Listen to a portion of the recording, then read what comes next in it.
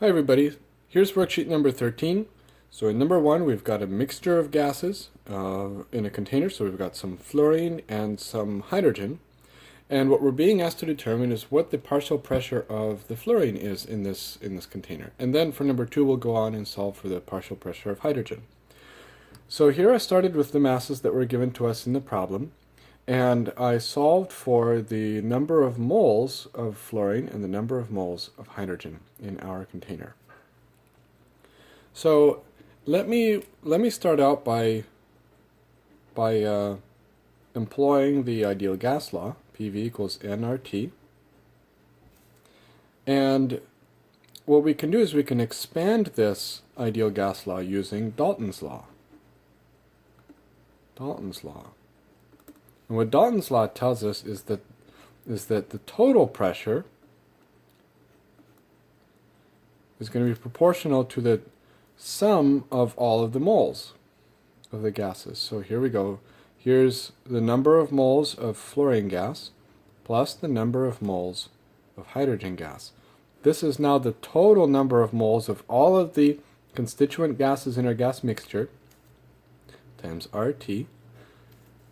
And so this times RT is going to give me the total pressure times the volume. So if I wanted to solve for the total pressure, all I have to do is just divide both sides by volume. And what that tells me then is that the total pressure is the sum of the numbers of moles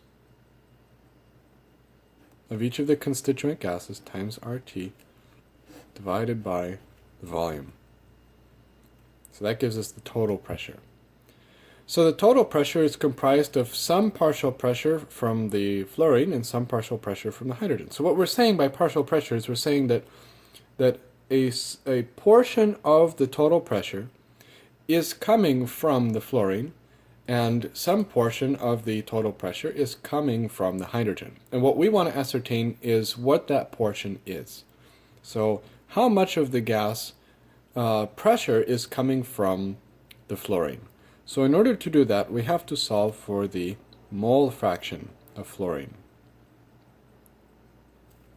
So let's go ahead and do that. It's going to be the number of moles of fluorine divided by the total number of moles in the mixture.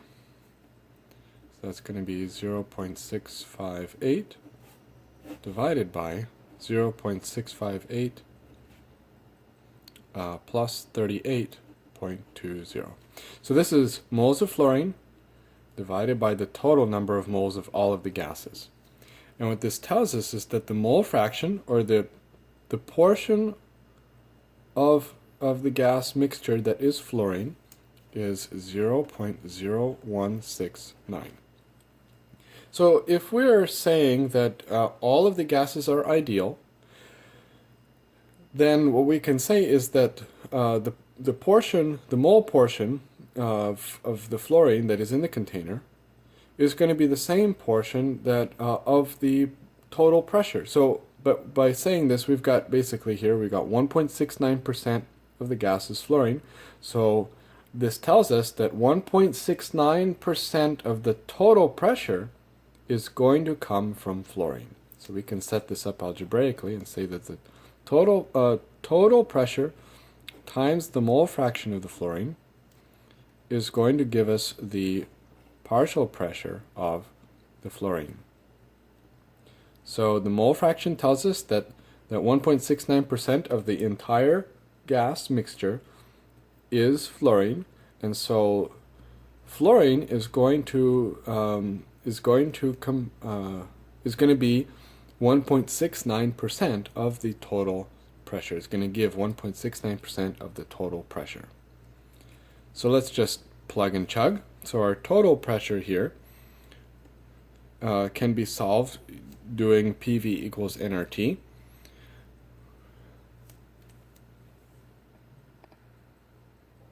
So when I say you can use PV equals nRT, all I'm saying is that you come here and you can solve for the total pressure. You just add the two moles together. R is just the universal gas constant. Temperature here is 50 degrees Celsius in Kelvin, so make sure you convert to Kelvin. And V is 0.01 liters. So that comes from 10 cubic centimeters, and a cubic centimeter is a liter. A milliliter.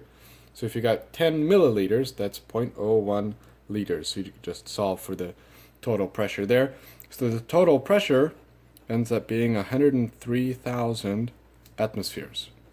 I'm rounding at 3 sig figs. Your numbers might be a little bit different, but that's sort of the general idea. The ballpark number that you would expect to get. And so then, if that's the total pressure, then the mole fraction here is 0.0169. You multiply those two together, and you get, let me move this further up a little bit. Okay, so then the pressure from the fluorine, so the partial pressure of fluorine, ends up being about 1,741 atmospheres. So that most closely matches B as being the correct answer for number 1. Okay, your numbers might be a little bit different depending on how you grounded. I tried to keep things to 3 or 4 sig figs. So your number should be really, really close to 1745 atmospheres. That's what B is on the worksheet. But if it's a few atmospheres, plus or minus about 5 atmospheres off, that's totally okay. It's still the most correct answer. So B is the right answer for number 1. And then let's go ahead and while we're at this, I'll just stop there. Let's calculate the partial pressure that comes from the hydrogen. So once again, the P total, which you can calculate from PV equals nRT, times the mole fraction, but this time from the hydrogen. So here we're saying that hydrogen is going to contribute a little bit, actually quite a bit, to the total pressure. We're able to figure out how much of the total pressure comes from the hydrogen by figuring out what the mole fraction is, and then just multiplying these two together. So you can do the same thing for the mole fraction, and I'll just do it in here. The total pressure is still 103,000 atmospheres. And then to solve for the mole fraction, you just say, okay, well, I just need the number of moles of hydrogen divided by the total number of moles of all of the mixture constituents. Okay, so in this number, it turns out to be 0.983. So you multiply those two together, and the pressure that you get is somewhere around 101,300 atmospheres. Okay, and so that most closely resembles C, so C is the correct answer for number 2. So here, let me label this as number 2. So there we go. We solved for the partial pressure of the fluorine using the mole fraction of the fluorine, and we solved for the partial pressure of the hydrogen using, once again, the mole fraction of the hydrogen. And whatever mole fraction each of these constituent gases has is the portion of the total pressure that it contributes to the total pressure. So if the fluorine contributes 1.69% of the total pressure, then it's just going to be the total pressure times 0.0169. And that's going to give you the amount of pressure that comes from the fluorine. And the same can be done for hydrogen. So that's how you would do those kinds of problems. So there's 1 and 2. Now here's number 3. We have 32 grams of methane and 32 grams of oxygen. And I went ahead and converted these into moles. And they very conveniently become just about 2 moles of methane and very, very close to 1 mole of oxygen. So I'm just going to leave those there. Okay, so that's our N. N for methane and N for oxygen. So I'll just go ahead and label that as N. And we have a container whose volume is 5.00 liters. That's our volume. And a temperature of 300 Kelvin. This is our temperature.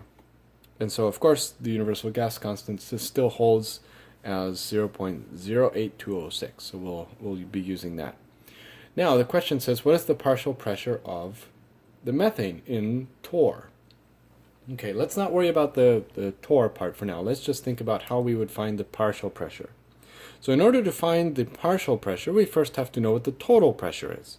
So let's remember that the total pressure, P total, is going to be the number of moles of the methane plus the number of moles of the oxygen. So it's the sum of the moles of all of the gases in the mixture. And we can do this because we're assuming that each of them, each molecule of either oxygen or methane, doesn't matter, contributes an equal amount of pressure to the total pressure. So we just add those two together because they are assumed to both be ideal.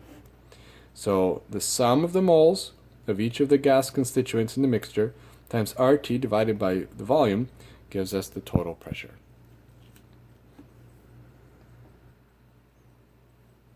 Okay, so now we have 2 moles of methane and 1 mole of oxygen. Of course, our universal gas constant. And I'm not going to include units here because it'll get messy, but just keep in mind that units are involved here, and that pressure will be in units of atmospheres if we are using this unit of R.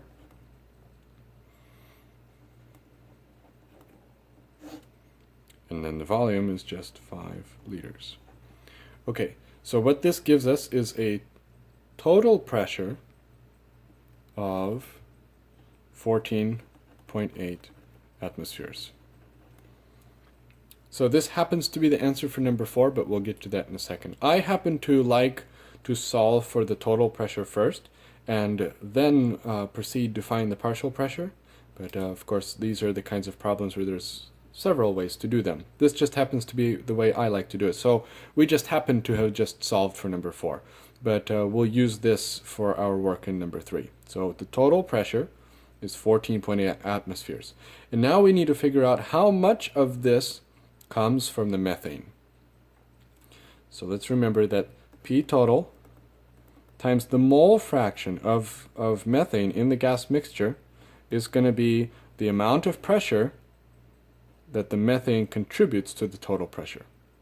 Okay, so if this is 0.5, then half of the total pressure is coming from the methane, so therefore the partial pressure of the methane is going to be half of the total pressure because it's contributing half of the total pressure to the total pressure. So the mole fraction is what we need to find now. And we'll just do this exactly the same way that we've done this before. So the mole fraction here is going to be the number of moles of methane divided by the number of total moles in the entire gas mixture. Okay. So if we do this, this tells us that 0.66, I'll round to 3 sig figs, 7 is the mole fraction of methane. So it's just, I've got 2 moles of methane here, divided by 2 plus 1 is 3 moles over here, and that gives me 2/3.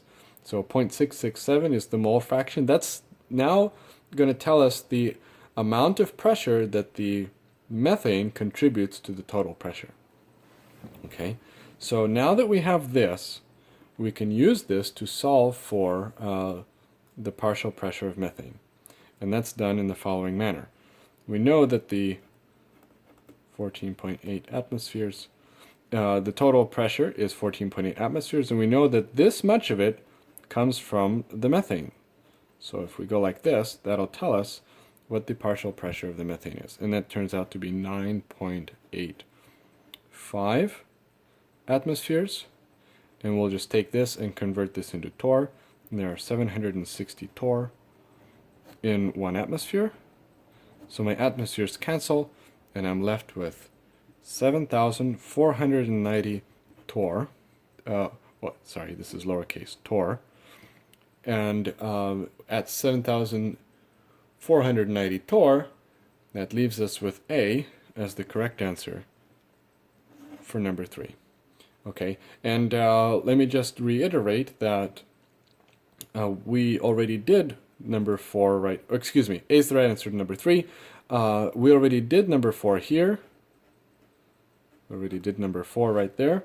So number 4 is asking for the total pressure of the system in atmospheres. And so right here was our answer, 14.8 atmospheres, and that corresponds to D. So D is the correct answer for number 4. So A is for number 3, and D is the right answer for number 4. Alright, so let's take a look at number 5. Here we have a mixture of xenon and oxygen, and the density of the mixture is 1.67 grams per liter at standard temperature and pressure. We're trying to figure out what the mole fraction of each gas is. So essentially what we're trying to say is how much of this mixture is xenon and how much of this mixture is oxygen. Perhaps unintuitively, we're going to begin with the ideal gas law. We're going to see why this works out in just a second. So PV equals nRT, and what we can do is we're going to go ahead and multiply both sides by this guy. So what is this? This is going to be the molar mass of the gas mixture. So capital M in parentheses is going to represent the molar mass of the gas mixture. So we're going to multiply both sides of the ideal gas law by this guy. And the reason why we want to do that is because now what we get is we get mass, which I'm going to represent by a lowercase m. So lowercase m will represent mass. Okay, not molar mass, just mass. And the reason this works out is because, let's take an example and say that we have 100 grams per mole is the molar mass of a certain gas. And let's say we want to figure out how much mass we have if we have 1 mole of this gas. So very simply, moles cancel, and the unit we are left with is grams. So we have just simply 100 grams. This is our mass. Okay, that's our mass. So what we're doing here essentially is we're taking the molar mass of the gas and we're multiplying it by the number of moles. So the molar mass of the gas times the number of moles of that gas that we have, and that's going to give us the mass. And in this case, the mass is expressed in grams. Okay, so when we take the molar mass of the gas mixture and multiply it by the number of moles of that gas we have, we get the mass of our sample. So let me rewrite this. Now it's M, representing just the mass of our sample, times RT. Okay, we want to solve for the molar mass of the gas mixture. So let's divide both sides by PV.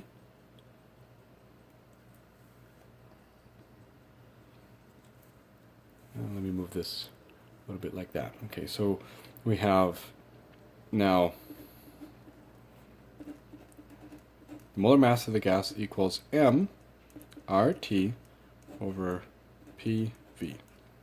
What we can observe here is that an interesting relationship can be seen here. And that is that we have a mass divided by a volume.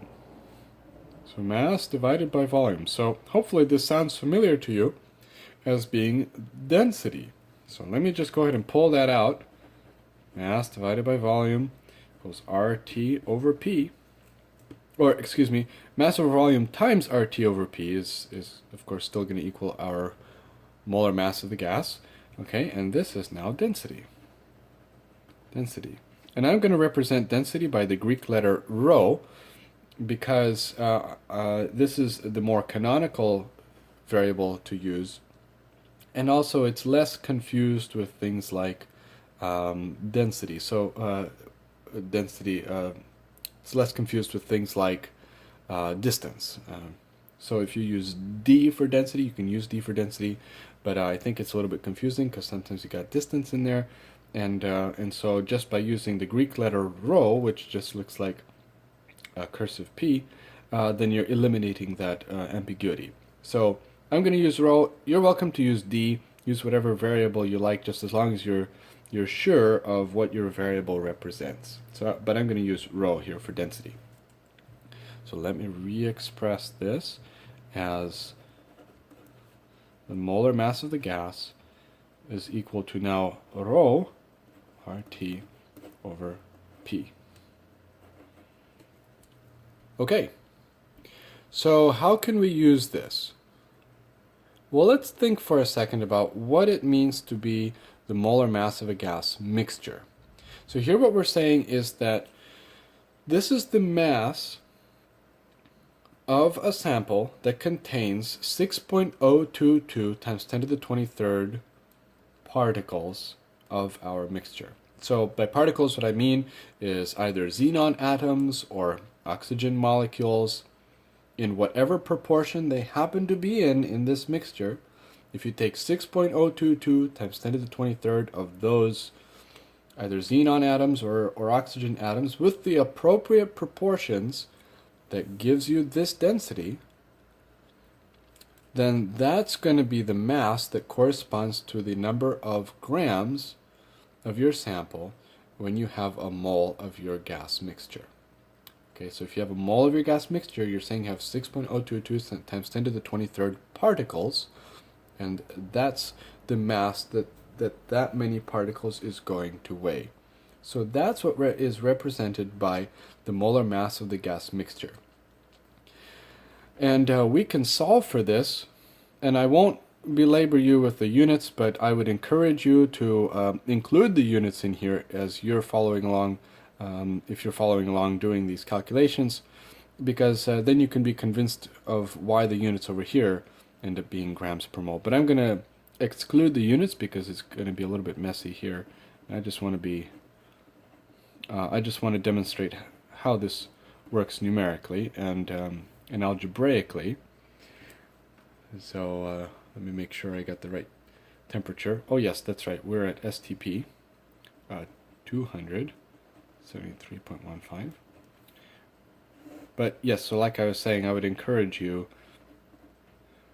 to do this with the units so you can see how the units work out. How did I know the temperature and the pressure? Well, I knew those because we were at standard temperature and pressure, and this is the standard temperature, and that's the standard pressure. Okay, so what this does for us is this tells us that the molar mass of the gas mixture is 37.43 grams per mole. So once again, grams per mole comes from the units in here, and if you do this calculation with the units, you will find that the units you get are grams per mole. Okay, so we have now the molar mass of the gas mixture, and that's not really informative, so we have to do a little bit more math to ascertain how much of this gas mixture comes from the xenon and how much comes from the oxygen. So the next step is going to be to think about what exactly this number represents. This number represents the mass of 1 mole of this gas mixture. So some portion of that mole is going to come from the xenon, and the rest of it is going to come from the oxygen. So the mass contribution that the xenon makes is going to be the molar mass of the xenon times what is known as the mole fraction of the xenon. So what we're doing here is we're using the mole fraction to tell us how much of this total gas is xenon, and multiplying it by the molar mass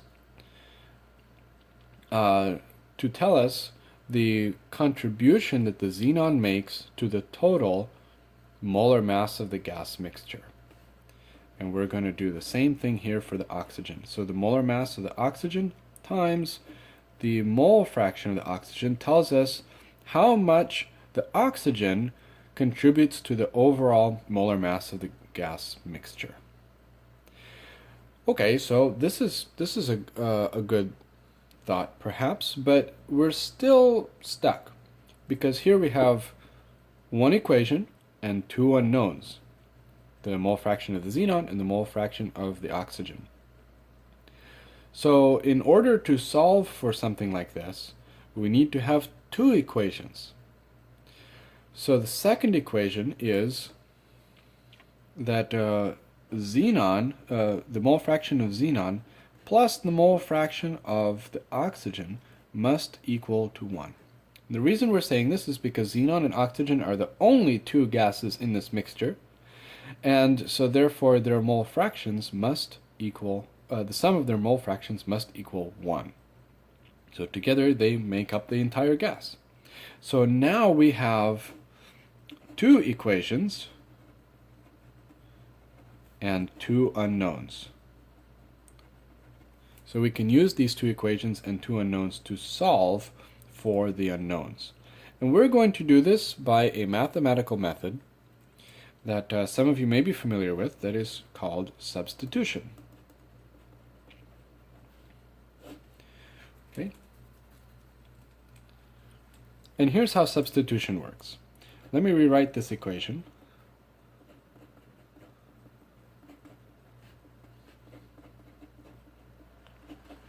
Okay, and so here's that equation. That's just this one here.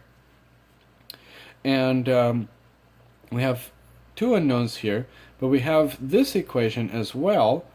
It's this one here that allows us to solve for one of the variables. So let's flip a coin and let's go ahead and say that we can solve for the mole fraction of oxygen. So let's go ahead and do that.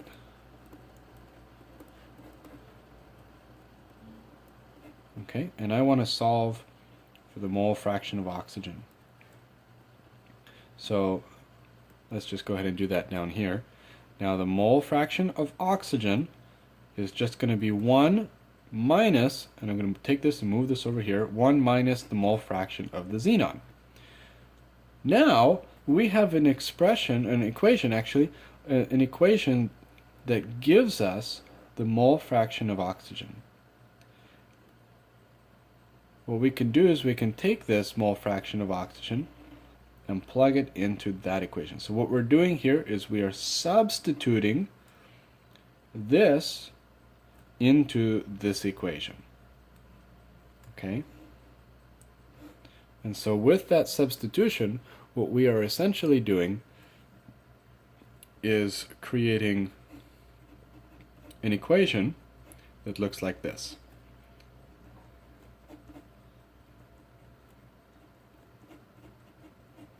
And you'll see why this is special in just a moment as I get this written out. Okay, so I'm going to take this and I'll plug this into here. It's 1 minus the mole fraction of the xenon. Okay, so the reason why this is special is because now the molar mass of the gas mixture is expressed only in terms of the mole fraction of xenon. So you only have one variable here now. And with one equation, you can solve for one variable. So let's remember now that this we solved for up here. So this is now 37.43, and I'll once again leave the units out to save space. And the molar mass of xenon just comes from the periodic table. That's 131.3 grams per mole. And then plus the molar mass of O2, which is 32 grams per mole, times 1 minus the mole fraction of xenon. Okay, so let me rewrite this on a new piece of paper, and then we'll complete the arithmetic there and solve for the mole fraction of xenon. Alright, so we're just continuing here on a new sheet of paper, and I just rewrote what we just did so that we can continue with the arithmetic. So I'm just going to take this and I'm going to distribute it. So this is now 32.00 minus 32.00 times the mole fraction of the xenon. Okay, so let me go ahead and write this out in its complete form.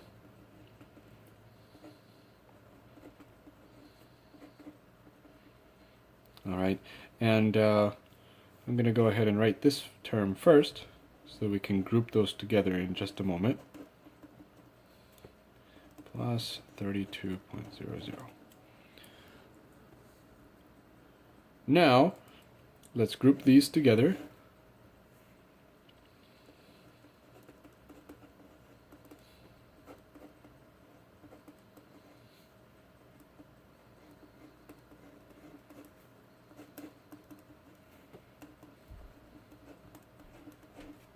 Okay, and then what I'm going to do is subtract both 32 from both sides.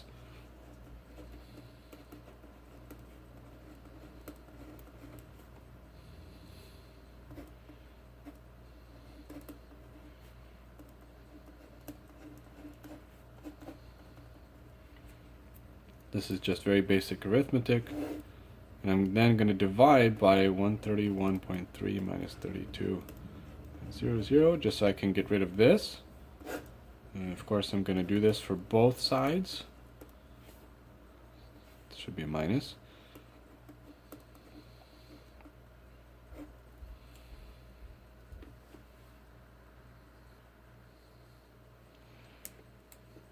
So then this becomes, and of course these cancel out. So then this becomes 0.056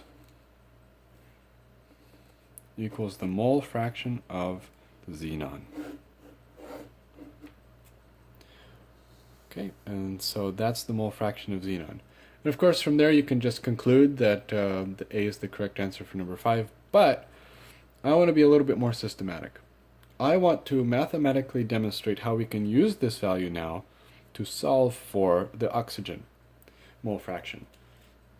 So let's recall that the sum of the mole fractions of all of the components of the gas mixture has to equal 1. Okay.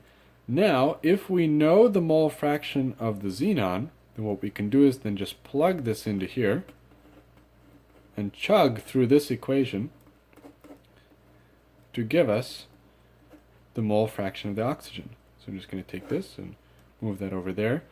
And so then the mole fraction of the oxygen equals 1 minus 0.056. And that leaves me with 0.944. So then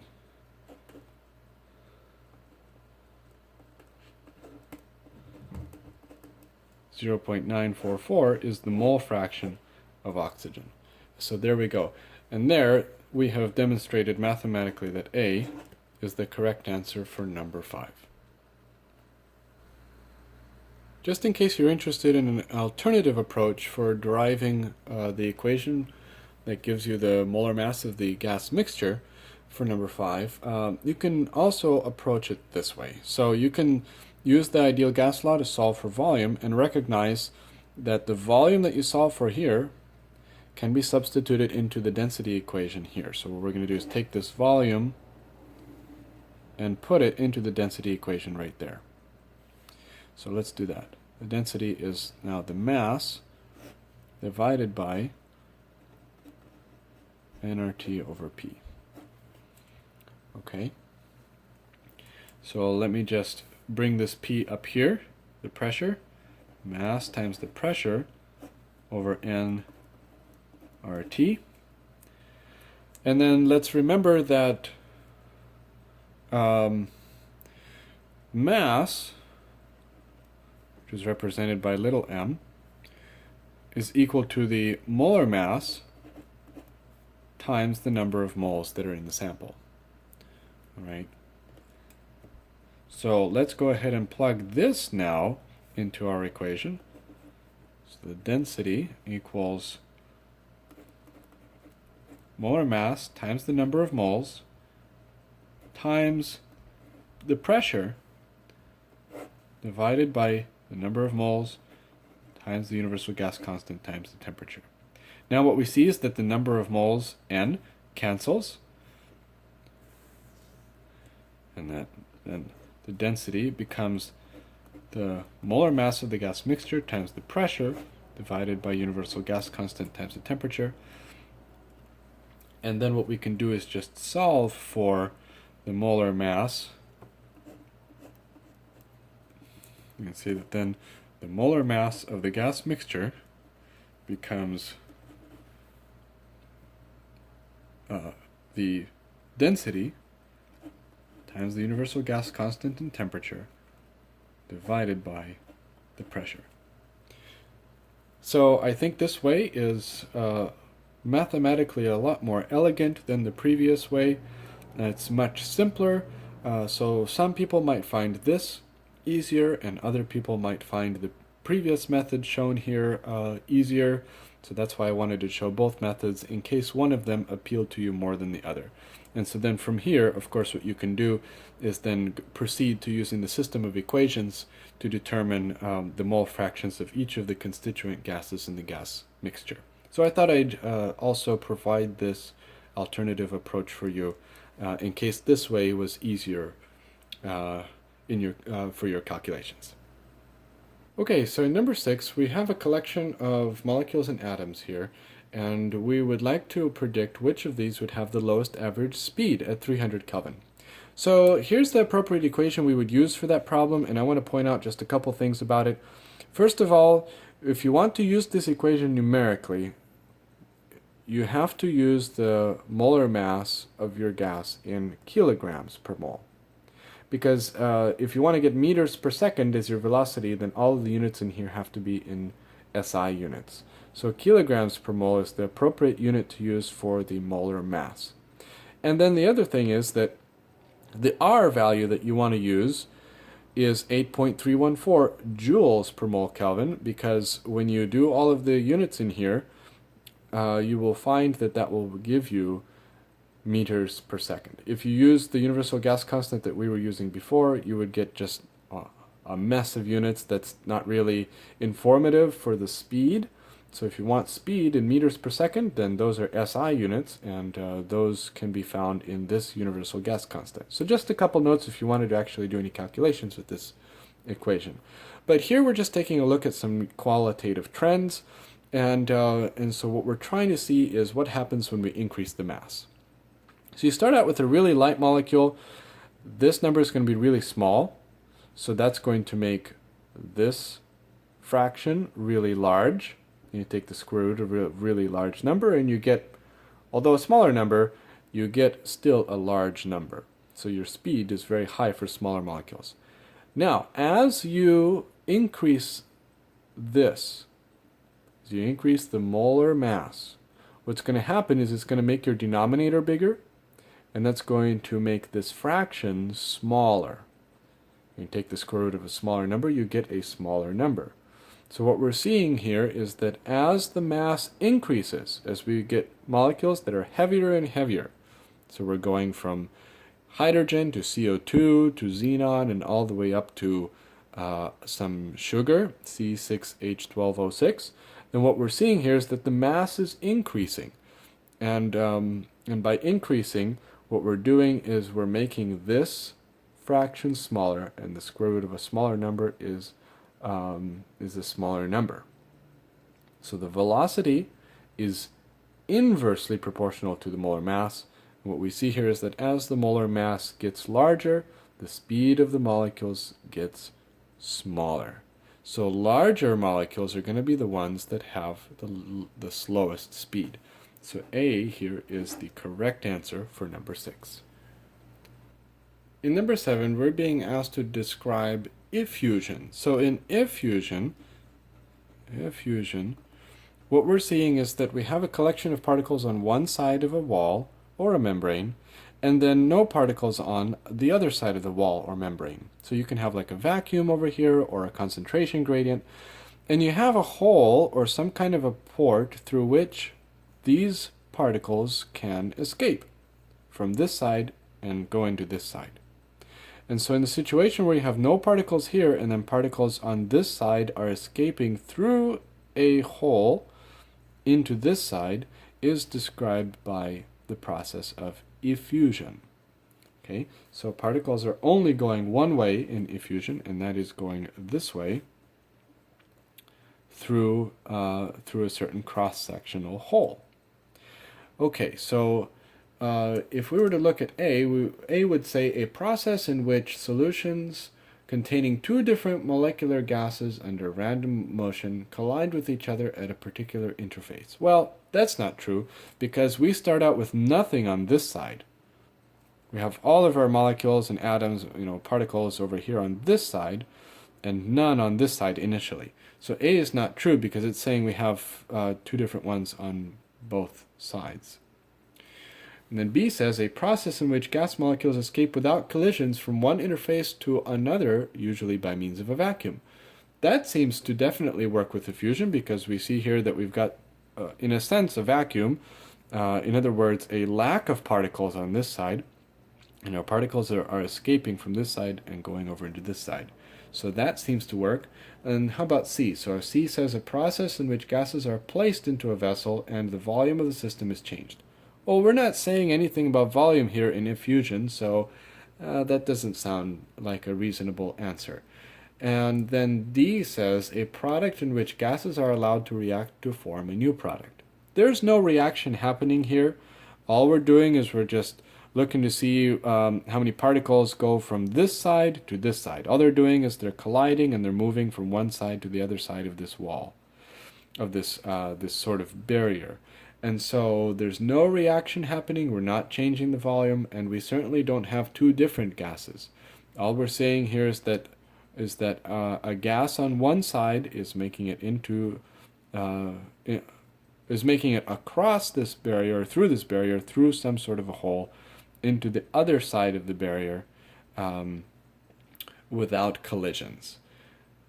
And so that's what we call effusion. So B here is the most correct answer for number 7.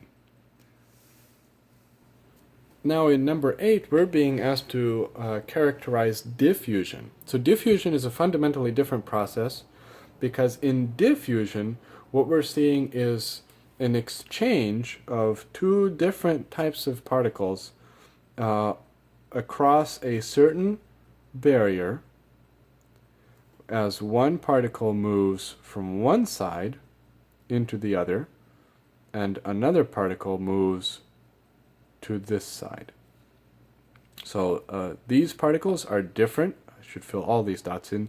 So I'm showing that all the particles with filled dots are one type of particle, and all these particles with the empty circles are a different kind of particle.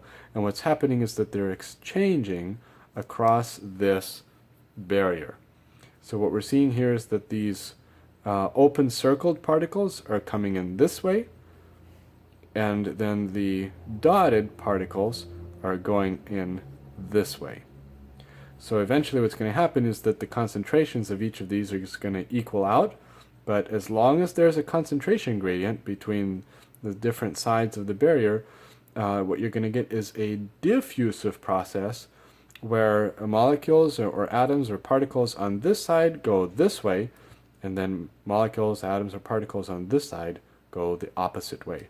Through the same interface is usually what happens, but the important thing is that they exchange. They go in opposite directions through the barrier. So this is called diffusion.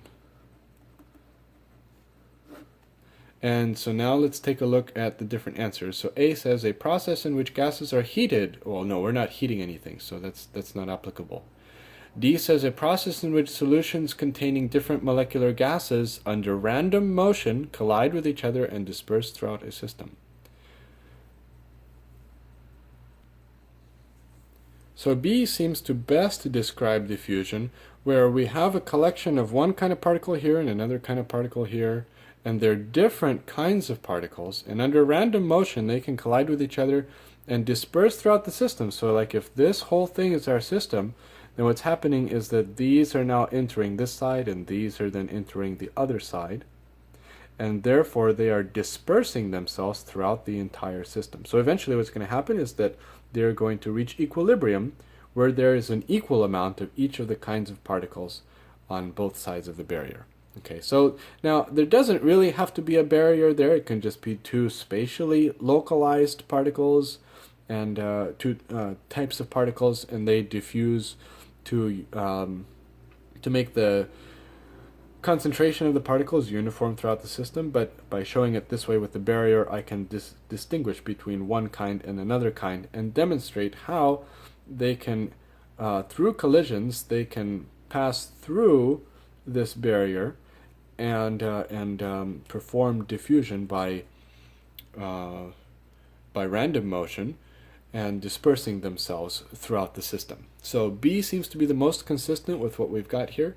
And then C says a system in which gas molecules escape without collisions from one interface to another, usually by means of a vacuum. Well, that described effusion. So that's what we were looking at up here, where we said we might have a vacuum over here, and particles without collisions make it from one side to the other side of the barrier. So that's effusion, not diffusion. And then D says a process in which gases are combusted and form CO2. So we are not performing any sort of reactions here. All we're looking at is random motion of how the gases can move around. And so the best answer is B. So once again, it's a process in which solutions containing different molecular gases, so here we've got two different types of gases, under random motion collide with each other and disperse. So they're dispersing themselves by passing through this barrier, dispersing themselves through the system. So B, once again, is the correct answer for number 8. So let's take a quick second and look at number 9. In this problem, we're looking at oxygen and C2H6, ethane, and we're being asked to determine which gas will effuse through a membrane faster. So let's keep in mind here that the rate of effusion is going to be proportional to 1 over the square root of the mass. So the smaller the mass, the larger the rate of effusion. So it's going to be inversely proportional is what this is representing. It's inversely proportional to the square root of the mass. So the smaller the mass, the faster it's going to effuse, which makes sense because if your molecule is smaller, you can have a larger probability of that molecule passing through some kind of an orifice or an aperture. If you get a really bulky molecule that doesn't like to move around very much, well, it's going to be probably more difficult to get that molecule to pass through some kind of a small hole. Okay, so the smaller molecules are the ones that are going to effuse the fastest. So in this situation, we get, maybe I shouldn't say smallest, I should say the molecules that have the least mass, because sometimes size and mass is not directly proportional. So we're going to be specific here and say that the molecule with the smallest mass is going to be the molecule that effuses through the membrane the fastest. So C2H6 effuses faster than O2. So just simply the molar mass is for ethane is 30 grams per mole, and then for oxygen the molar mass is 32 grams per mole. So the smaller mass molecule is going to be the one that effuses the fastest. So that corresponds to B. So B is the right answer for number 10. And then last but not least, for number 9. Now, last but not least, we have number 10 that gives us a few gases. Now in number 10, we have hydrogen fluoride, it's a gas, xenon, and chlorine. All of these are gases now. And we're being asked to rank them based on their rates of effusion. So let's take a moment and sort of approximate what the molar masses are. So this is going to be approximately 20 grams per mole. So fluorine is about 19, hydrogen's 1. The xenon is about 130 grams per mole. And then the chlorine is going to be 35-ish. We'll just be approximate, so about 35 grams per mole times 2 is going to be about 70 grams per mole. We don't need to be too horribly exact because these are far apart enough that 1 or 2 sig figs is sufficient. So we see here that HF, hydrogen fluoride, is the lowest mass molecule. Chlorine gas is the second heaviest, and then xenon is the heaviest. So let's go ahead and rank these based on their rate of effusion. Let's remember that the rate of effusion is inversely proportional to the square root of the mass. So the smaller, the lighter the molecule, the faster it will effuse. So the lower the mass, the faster the rate of effusion. So the lightest molecule here is going to be HF, and so that's going to be the one that effuses the fastest. And so then the next one over is going to be the chlorine, that's going to be the next slowest.